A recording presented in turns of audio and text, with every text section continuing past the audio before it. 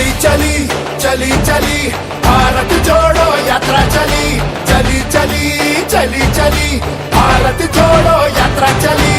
लाखों रंग समेटे हुए ये इंद्रधनुष का वेश है, कन्याकुमारी से कश्मीर तक जुड़ रहा मेरा देश है।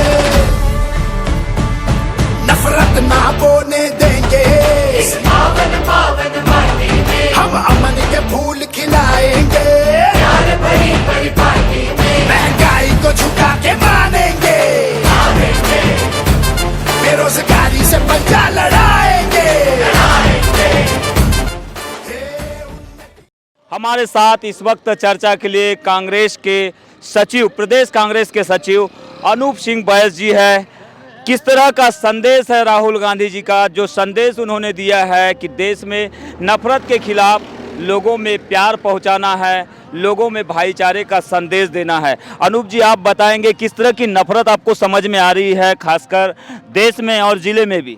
देखिए, इस समय कश्मीर से लेकर कन्याकुमारी तक जिस तरह का राजनीतिक उन्माद धर्म के माध्यम से फैलाने का जो प्रयास किया जा रहा है, उसको लेकर हमारे नेता सम्मानीय राहुल गांधी जी कन्याकुमारी से कश्मीर की यात्रा पर निकले हैं। उनके कदम से कदम मिलाते हुए इस समय हमारे बालाघाट के सभी कांग्रेस के साथी, आम जनता के साथ खिरनापुर के हमारे अमर शहीद, जो कि नफरत के शिकार हुए लिखीराम कावरे जी, जिनकी हत्या आतंकवादियों ने की। और मैं ज़्यादा बात नफरत की अगर करूं तो हम देखते हैं कि आज जिस तरह का धार्मिक उन्माद चरम सीमा पर है, और इसी धार्मिक उन्माद के चलते हमारे बालाघाट ज़िले में हमारे जो हिंदू धर्म के बहुत बड़े नेता सम्मानीय स्वर्गीय अमर शहीद डाली दमाही जी की हत्या विश्व हिंदू परिषद के भारतीय जनता पार्टी के नेता ने कर दी। विश्व हिंदू परिषद का नेता आज जेल में है, और उस नफरत की वानगी ये रही कि ऐसे जो हमारे धर्म प्रेमी समाज सेवी नेता थे सम्मानीय स्वर्गीय डाली दमाही जी, इस नफरत की आंधी के चलते उनकी हत्या कर दी गई। यात्रा में एक चीज़ ये भी देखने मिल रहा है कि विचारधारा की बातें हो रही है। एक विचारधारा नफरत फैला रही लोगों में, तो एक विचारधारा प्यार बांट रही है। प्यार वाली जो विचारधारा है उसे कांग्रेस अपना बता रही है। किस तरह की ये विचारधारा है जिससे लोगों को जोड़ने का प्रयास इस यात्रा के माध्यम से चल रहा है? देखिए, देश की आज़ादी में हम अगर इतिहास उठाकर देखें तो कांग्रेस के इन्हीं साथियों ने प्रेम, भाईचारा, हिंदू मुस्लिम सिख ईसाई एकता के माध्यम से इस देश में आज़ादी की अलग जगाई। आज भारतीय जनता पार्टी सत्ता में जरूर काबिज है, लेकिन उसके पास स्वतंत्रता संग्राम से जुड़ा हुआ एक भी नेता नहीं है। अगर उनके पास कोई नेता है तो महात्मा गांधी का हत्यारा नाथूराम गोडसे, जो नफरत की विचारधारा लेकर चलता था।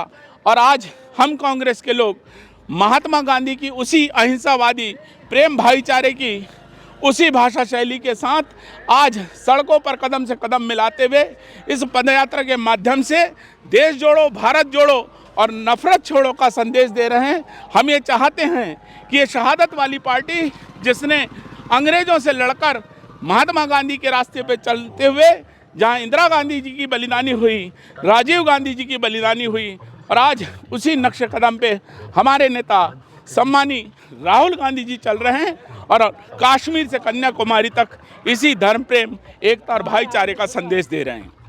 इक्वालिटी की बात भी यात्रा में हो रही है, समानता की बात होना चाहिए, सोशल जस्टिस होना चाहिए, और साथ साथ में उसमें फ्रीडम की बात भी आ रही है। राहुल गांधी बार बार इन मुद्दों को उछाल रहे हैं। क्या आपको लगता है देश में फ्रीडम है, सोशल जस्टिस है, या फिर इक्वालिटी है, संपन्न होते दिखाई दे रही है? कहाँ तक अगर ये ऐसा हो रहा है वाकई में, तो इसको कांग्रेस भरपाई कैसे करेगी?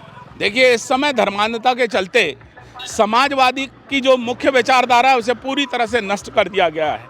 समानता की जहाँ तक बात है तो हम ये देखते हैं कि आज वही नेता चुनाव के माध्यम से भारतीय जनता पार्टी आगे लाने की कोशिश कर रही है, जो धार्मिक उन्माद भड़काकर जो दंगे फसाद में नेतृत्व करते हैं। जब ये ऐसे लोग नेतृत्व दंगे फसाद के माध्यम से करते हैं तो ये समानता किस तरह से लाएंगे? इनका क्या समाजवाद है? इनका अगर कोई समाजवाद है तो सिर्फ और सिर्फ यह है कि किस तरह से धर्म के माध्यम से वोटों का पोलराइजेशन किया जाए और सत्ता हासिल की जाए। कोई भी यात्रा जब निकलती है तो उसका थीम जो भी हो, लेकिन राजनीति कांग्रेस अगर ये यात्रा कर रही है तो राजनीतिक सवाल उठना भी लाजमी है। कांग्रेस पर राजनीति करने के आरोप भी लग सकते हैं। तो आपको क्या लगता है, कांग्रेस इस यात्रा के माध्यम से खुलकर राजनीति भी कर रही है और आगे सत्ता में जाने के ख्वाब देख रही है? क्या लगता है आपको? निश्चित रूप से हम अगर राजनीतिक दल हैं तो हम इस यात्रा के माध्यम से महंगाई का मुद्दा, रोजगार का मुद्दा, रोटी कपड़ा मकान बिजली पानी सड़क और स्वास्थ्य, इन सारे मुद्दों को उठा रहे हैं।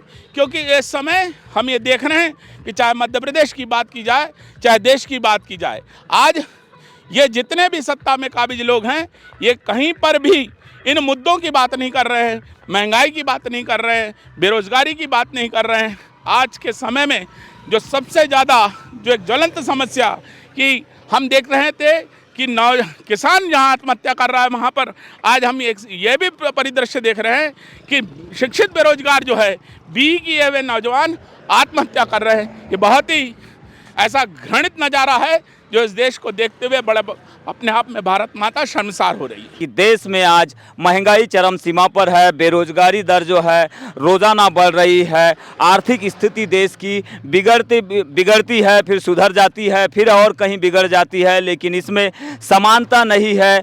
1% लोगों के पास अधिक संपत्ति हो गई है, वही 99% लोगों के पास संपत्ति के तौर पर कुछ भी नहीं बचा है। ये आरोप अनूप सिंह बैस ने लगाया है और उनका यह भी कहना है कि इस यात्रा के माध्यम से राजनीतिक उद्देश्य की पूर्ति तो होगी ही, देश में नफरत भी मिटेगा और प्यार मोहब्बत भी लोगों के बीच बढ़ेगा। बीजीटी न्यूज़ के लिए कमल कोडले के साथ यमलेश वंजारी।